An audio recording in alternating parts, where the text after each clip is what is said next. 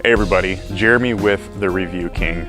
So today we're going to be going over the Yitamotor Advanced Bright LED bulbs. Now these are the T10 bulbs. I'm going to be placing them on my license plate lights.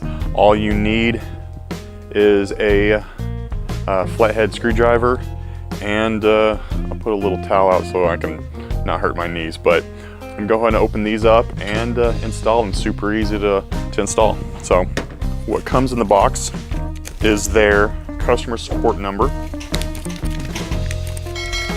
and the one I ordered. I think I get 10 of each of the lights. So we'll open it up and I'll show you what it is. Comes with these, which honestly I don't understand. I'm not going to be using that, and the lights themselves. So let's go ahead and install it. Okay, now this is super simple.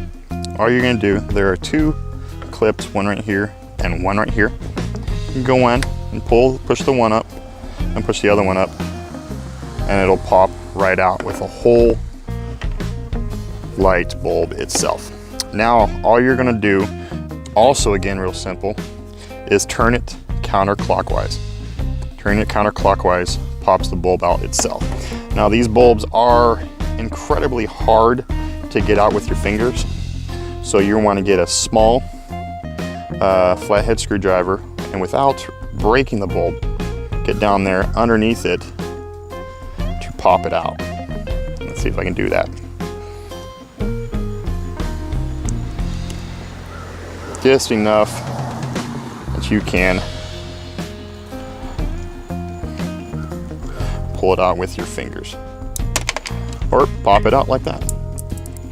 And now all we're going to do is slide that one back in there. Now with the F-150, you want to make sure you get the smaller one on, I think, the 2017s to 2020s.